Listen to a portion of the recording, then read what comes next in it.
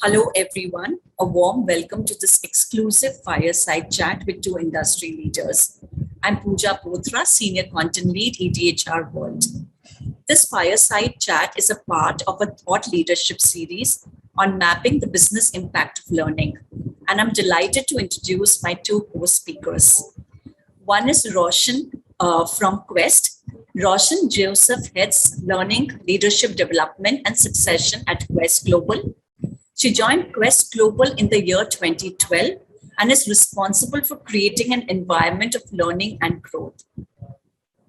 She has been generating value for stakeholders by enhancing employee capabilities, leadership development, and building a pipeline for succession in important leadership roles.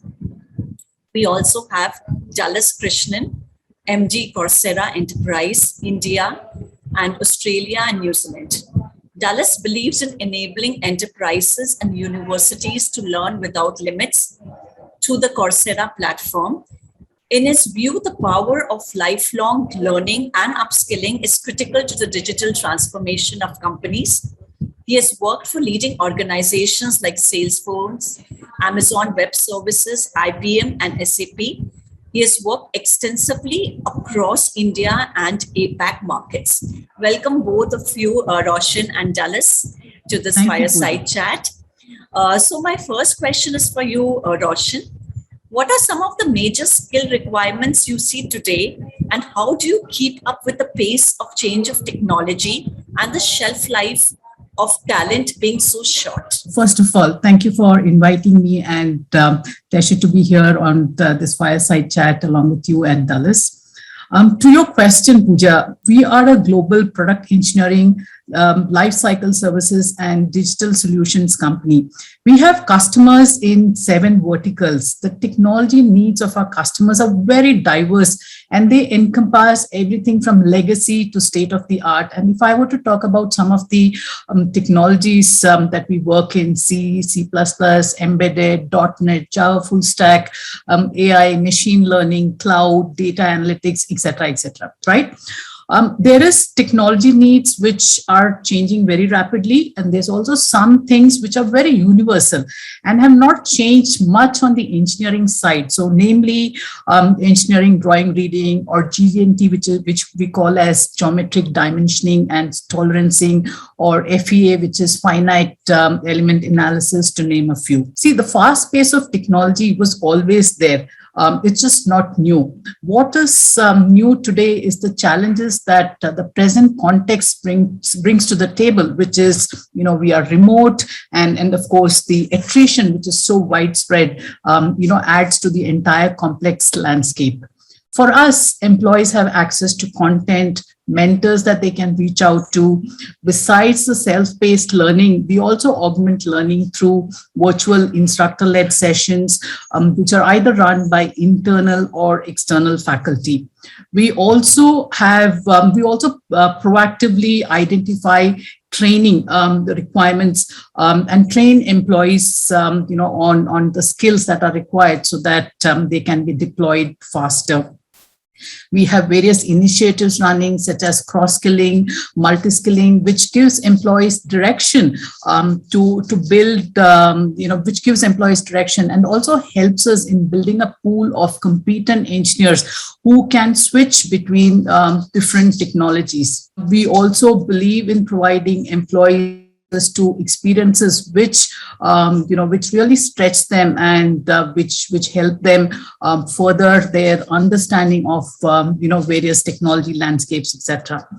I should also say that in the last 18 months, even on the behavioral side, we've seen an increased need for training in terms of topics such as managing remote, which includes how do you build connect, how do you engage your team in terms of emotional intelligence, the focus being on empathy, how do you build self-awareness, being more resilient, how do you manage your time, how do you manage stress, managing ambiguity, how can you be more flexible, how can you be more agile, and also a lot of virtual essentials such as how do you make presentations online, how do you manage meetings online, how do you connect with people online, and so on. You did mention that the shelf life of talent is short, and and that is the state at which we are in. What we are trying to do as an organization is to address the root cause. We are focusing on employee engagement and retention initiatives. We're trying to build people manager skills. We're trying to keep employees at the center of learning, making sure that learning opportunities are available, giving them opportunities to engage, to connect, and empowering the employees. So therefore, if I were to put all what I said, in terms of a three-pronged approach, what we're trying to do is give employees access to content, access to mentors, so that they are fully abreast and can manage the challenges from a technology perspective. We're giving them direction around multi-skilling, cross-skilling. We are identifying skills which require proactive training. We are identifying experiences or giving experiences so that the same can be leveraged to build on skills. And we are keeping the employee at the center of everything that we do. Very interesting, Roshan. And that was a really wide perspective, I must say. And you spoke about a lot of skills. You talked about technology skills and human skills, behavioral skills, and, cross-skilling. So it's also interesting if we know from Dulles that, given that business is really transforming very rapidly, which are some of the skills that are really in demand at present, and which is going to set the precedents for future? Thank you, Pooja, and thank you, Roshan. I think that was a very comprehensive perspective of how Quest is looking at enabling learners in your company, right, in a very, very comprehensive way, right? Not just technology skills, but really looking at the well-being of people and all the way into building soft skills. So very, very refreshing to hear that. So the way, Coursera being a platform, when we have about 3,000 odd companies that are on our platform, in addition to about 87 million learners. And we actually see three institutions, right? We see the institution of educators who build the content. We see the ecosystem of corporates, campuses, and governments who fundamentally leverage and skill the respective target learners, right? And then, of course, the learners themselves, where individual learners come on a platform and learn, right? So totaling to about 87 odd million. Now, what we have seen over the last few years is that there is a need for what I would call it digital skills that is emerging in a very, very big way across sectors, right? In different ways and different priorities, depending on the industries. Roshan spoke about how they have 7 different verticals, and I'm very sure the needs of each of those verticals are very unique, right? We see something very similar as well in the context of how technology is disrupting or enabling each of those sectors, and that's translating into learning needs at a first level. So there is a technology-driven disruption that is going on in a lot of businesses and a lot of sectors. And this was, in many ways existent even before the pandemic, right? A lot of what we were seeing was that automation was becoming a lot more prevalent, and especially in entry-level jobs, right? So what we started seeing is that, at least on the campus side, is what companies were demanding of entry-level employees in terms of skills were changing differently. So there was a different level of skilling that was required because the job profiles at the entry level for many companies were changing because they had automated very low level jobs using technology. So there was one automation driven skill needs that started emerging both in the campus side and similarly in the corporate side at an entry level. The second, of course, was a COVID driven, but some acceleration, right? The people were already looking at technology to transform businesses, and that was already happening. And what COVID also did was it transformed the ways of working, right? And there was a very Roshan spoke about remote working, empathy in these times, right? So there were aspects that started becoming more important in the context of managing remote work, at the same time managing stress for individuals, because human interaction being limited on a 2-dimensional screen of 10 inches versus the warmth of a handshake, right? It's very, very different. So we started seeing new needs of skills that were emerging from the learners. So in one of the work that we had done along with World Economic Forum. So we looked ahead and we said, how do we see the skills of the future? And we said there is two prominent skills that will come into focus. One is, of course, digital skills, and the second will be around human skills. And human skills include areas of self-management. It involves areas of problem solving, right? So it involves areas of working with people. So those will be the human part of the skills. And then, of course, tech as a use case will be there differently for different organizations in the context of various technology elements that we see, right? Be it AI, ML on one side. Roshan spoke about the fact that there are still a lot of industries who rely on technologies that may not be recent or current, but they're critical to businesses, right? For example, even today, a lot of the money that moves in the banks actually is enabled by mainframe technologies, right? Similarly, in design, there are very strong established players with what they, in how they enable design. At the same time, there is newer skills with 3D coming in there. The earlier technologies are not going away, and the newer ones are getting complementary to what they already do. So the previous areas of learning continue to remain relevant. Right? So we see this as an emerging pattern. If I were to, provide a list of courses just for the context of this discussion, the WEF top, I'll give you the top 10 skills, and I'll read out very quickly so that people can relate to it. The number one skill we talked about in 2025, which become relevant, would be analytical thinking and innovation. The second we found in that survey was active learning and learning strategies, right? Because learning itself is evolving. Roshan spoke about how that has changed, and we are seeing that, and we'll probably talk about it a little later when we get some time. The learning strategy and learning frameworks are evolving, right? Complex problem solving, critical thinking analysis, leadership and social influence, technology skills, resilience and stress management, reasoning, right? Then we had technology skills like Python, neural networks, algorithm, regression, supply chain, cloud computing, general statistics, because math is becoming more important as AI becomes more central. Data is becoming important. So we're seeing a set of these use cases that is emerging, and they're sectoral in nature, and they are, financial services is very different from what we're seeing in manufacturing. In a manufacturing, automotive needs are very different from probably a cement. So there are sectoral differences to each of the skills as well. Thank you, Dallas, for sharing these insights. Very, very informative for us as well as for all our viewers who will be watching this fireside chat. Roshan, you spoke about, how skilling today is very important for organizational retention as well as employee engagement and employee experience.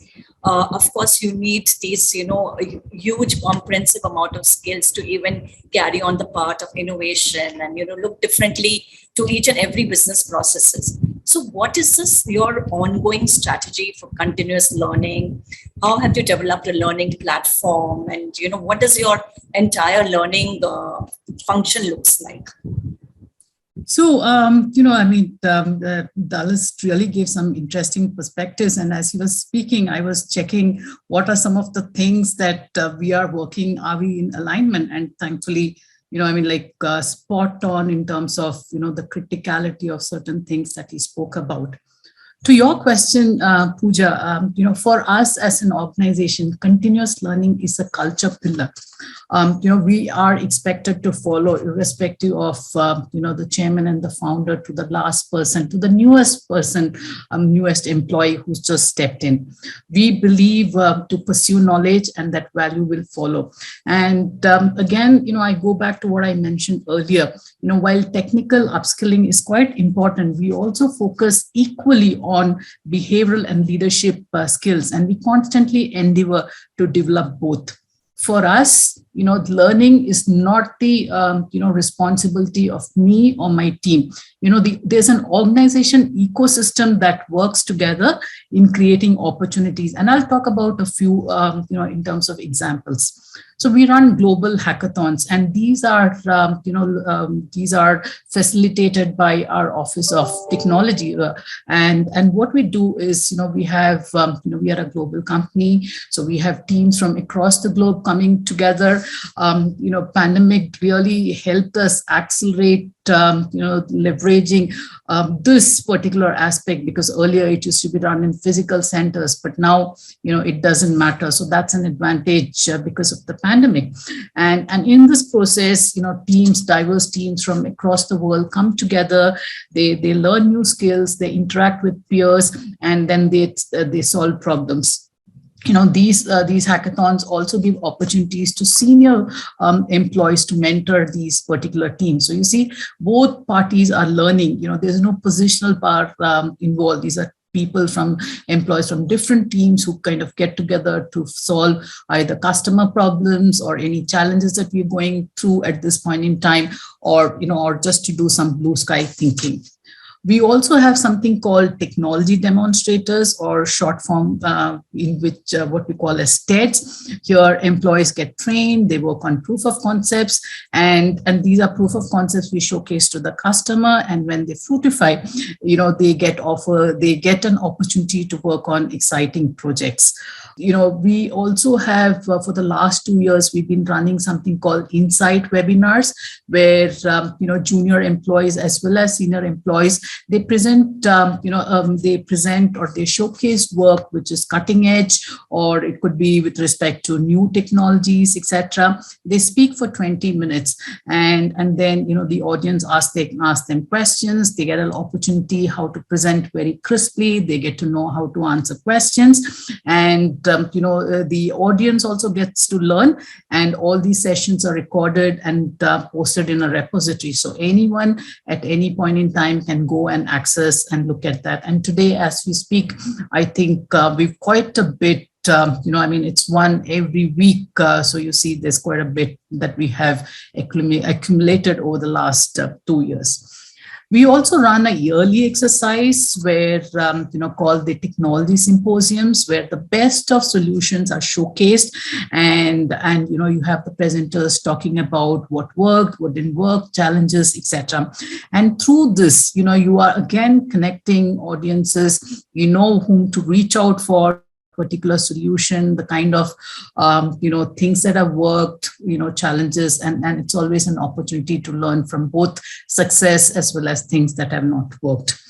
Before the pandemic, employees and engineers had access to physical labs with high-end infrastructure where they could, play around, sandbox, etc. What we try to do is move these on a virtual mode, where there are no firewalls. They have access to high-end servers, cloud infrastructure, etc., which gives them that opportunity to go, explore, play around, and figure out things. Like I said, we run multi-skilling and cross-skilling initiatives. Again, the idea being that it is open to all employees. There's a direction given. There is training content which is available. There are mentors that are there.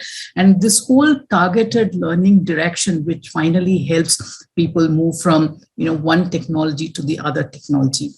On the behavioral side, we have access to some really awesome content, which is categorized under leading cells, leading teams, leading the organization. And it also kind of, you can work on your learning style. So for example, if you like to watch, there's content that you can watch. If you like to read, you can read. If you like to see a video, you can see a video, or you can practice. And again, all of it is augmented by, virtual instructor-led sessions, as well as leaders as teachers, where our leaders speak about their experiences. I did mention that we really believe that, in that 70-20-10, principle, where 70% of the learning comes through experiences. And we have enabled a portal called, Learning Accelerated, Leadership Accelerated, where projects, there's always a point in time where leaders have projects that they want people to work on, and they don't have sufficient folks on their team. So these projects are available to folks, and then they can pick up, and there are, again, these are there are prerequisites, there's a time frame which is given, there are sponsors which are named, and people can just sign up and work along with these folks. So as of today, we have enabler projects running on these particular portals, but we are almost at that point in time where we are going to enable technical projects as well, because we are saying, hackathon, etc., happens once at some point in time,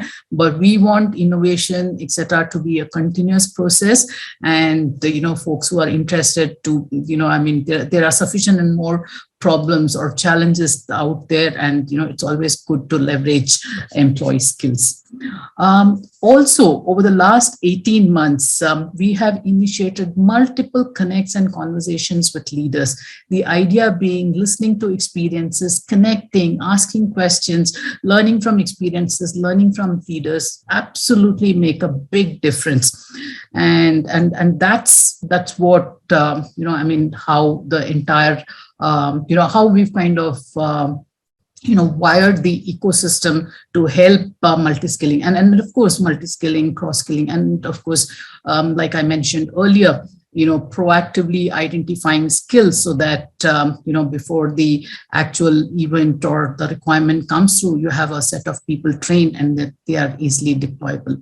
There are some skills which are, which are very common, and then, you have content which is available on an online mode or, through mentors, etc. But we also, we work on very high-end engineering details where, sometimes there are training needs which arise out of domain standards, etc. And for all these, we reach out to partners. It could be a tool training, it could be a domain training, it could be a standard training for a particular domain. We work with partners who support us in this process.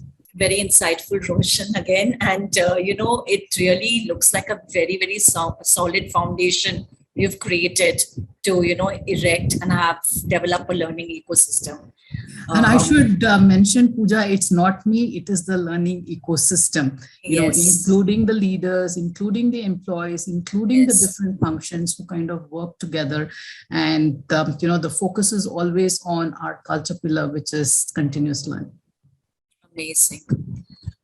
Tell us, given that, the technologies that we're using are accelerating at a very, very high speed, and we've already spoken about that. So we understand that skills are limited in today's talent pool. So what is your advice to enterprises, with respect to how to kind of build skills rapidly for their workforce?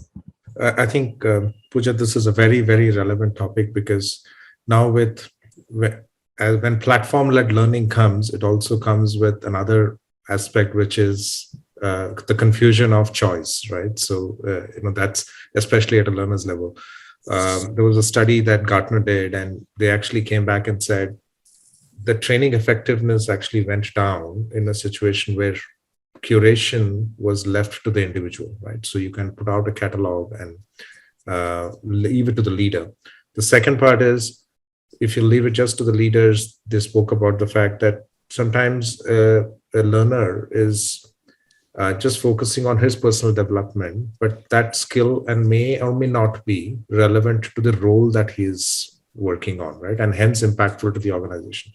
While organization is invested in these learning programs and the platforms, but the learner himself is probably going and, let's say, learning baking or pizzas and playing guitar, but great for his personal development, personal well-being, but the impact to the individual is getting limited. So what we're seeing is, as a platform, we're seeing an evolution of where platforms are now talking about skills-first learning as the primary, right? I think Josh Burstein talks about it in his talks. So fundamentally, what it does is at an organizational level, we look at companies building out a skills framework, which is at a role level, right? The roles, so there is roles and there is functions, and across them, you actually then decide what is critical for each role. Maybe a simple example could be, let's say, a data analyst at the lowest level. I'm talking about data function here. As a data analyst, he needs to have a set of skills. Now, the set of skills could be starting with simple things around data visualization, understanding some limit about how do you data architecture, some level of understanding, statistical programming, so on and so forth. There are about a set of skill sets that make an analyst effective in his role, right? And he needs to have a set of proficiency in each of those skills that allows him to function better. So the context of going back to that learner confusion in terms of choice, to aligning a skills-driven learning to the learner is to say that, hey, Mr. Learner, here is the 5 skills that are important for you to know, and here is the proficiency level for your role that you need to have for you to be effective in that job, right? So now at a learner level, I can just see, okay, let's say you and me are in the same role, in the same team, at the same level, but we are 2 very different learners. My skills in statistical programming could be very good, and your skills in visualization could be very good. So the idea is to say that don't throw a common program at this individual. Instead, curate it to the point where the curation is n is equal to 1, which is specific to me as an individual, right? So that's the ideal goal where most organizations are trying to reach, so that it is aligned to a learner's role and the skills that he carries. So the platform needs to allow for him to know where does he stand today, where is he ahead, and where is he behind. So that's the first part of assessment. The second part comes as, okay, now how do I move from a proficiency level to proficiency level, the required minimum proficiency level. So there is a curation that is structured for him. It's not sometimes about completion of a course or taking a certificate.